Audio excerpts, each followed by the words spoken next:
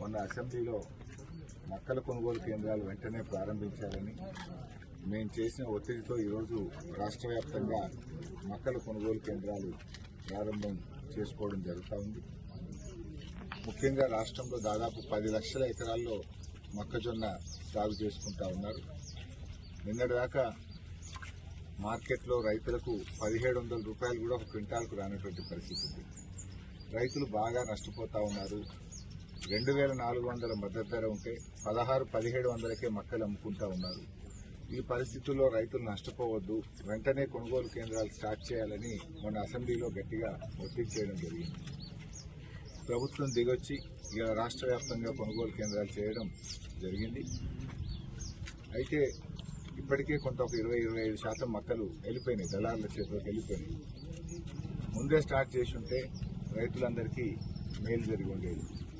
So రైతు సోదరులందరినీ కూడా విజ్ఞప్తి చేస్తూ ఉన్నాం, ఈ కొనుగోలు కేంద్రాలను సద్వినియోగం చేసుకోండి, మద్దతు ధర పొందండి అని చెప్పి రైతులకు పిలుపునిస్తూ ఉన్నాం. అదేవిధంగా సన్ఫ్లవర్ కూడా మన ప్రాంతంలో బాగా సాగు చేస్తూ ఉన్నారు. సన్ఫ్లవర్ కొనుగోలు కేంద్రం కూడా ఈరోజు ప్రారంభించడం జరిగింది. సన్ఫ్లవర్కు 7,721 రూపాయలు మద్దతు ధర ఉంది, 7,721. సన్ఫ్లవర్ రైతులు కూడా మరి ఈ కొనుగోలు కేంద్రాలు సద్వినియోగం చేసుకొని మంచి ఆదాయాన్ని పొందాలని చెప్పి కూడా రైతులకు పిలుపునిస్తా ఉన్నాం. సన్ఫ్లవర్ షార్ట్ క్రాపు, అధిక ఆదాయం వస్తుంది, మంచి మేలు జరుగుతూ ఉంది, మంచి దిగుబడి కూడా వస్తూ ఉంది. మన ప్రాంతంలో ఇంకా ఎక్కువ సాగు చేయండి రాబోయే రోజుల్లో. పంట మార్పిడిగా ఉపయోగపడుతుంది, మంచి ధర కూడా ఉంది. మద్దతు ధర 7,721 రూపాయలు ఉంది కనుక తొందరగా కూడా అయిపోతుంది. షార్ట్ డ్యూరేషన్ క్రాప్, దీని ఇంకా ఎక్కువ సాగు చేయాలని చెప్పి కూడా ఈ సందర్భంగా రైతు సోదరులకు పిలుపునిస్తా ఉన్నాం. ఈ యాసంగిలో ఇంత మంచి దిగుబడి మన సిద్దిపేట ప్రాంతంలో వస్తుందంటే కాళేశ్వరం ప్రాజెక్టు యొక్క ఫలితమే ఈ అత్యధిక దిగుబడికి, ఈ పంటలు పండడానికి కారణం. ఇవాళ సిద్దిపేట నియోజకవర్గం ఒకప్పుడు 8,000 ఎకరాల్లో యాసంగి సాగు ఉంటే ఇవాళ 80,000 ఎకరాల్లో యాసంగి సాగు జరుగుతూ ఉంది. అంటే దాదాపు 10 టైమ్స్ పెరిగింది. 8,000 వర్సెస్ 80,000. అంటే ఇంత సాగు పెరగడానికి కారణం మరి కాళేశ్వరం జలాలు. నాకు బాగా గుర్తు, 2005వ సంవత్సరంలో కరువు వచ్చింది. కరువు వస్తే పశుగ్రాస కేంద్రాలు ఏర్పాటు చేశారు.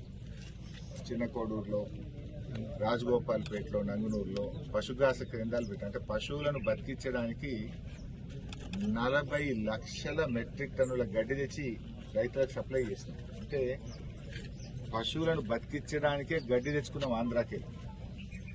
అప్పటి పరిస్థితులు అవి.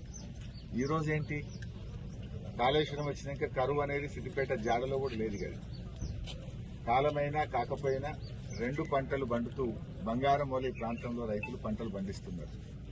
ఒకప్పుడు తాగడానికి నీళ్లు లేక, పశువులకు గడ్డి లేక, కరువుతో అల్లాడినటువంటి ప్రాంతానికి కాళేశ్వరం ప్రాజెక్టు ఒక వరం. ఇవాళ ఆ ప్రాజెక్టు వల్ల బంగారమౌళి 2 పంటలు పండుతా ఉన్నాయి, అన్ని రకాల పంటలు కూడా పండుతా ఉన్నాయి.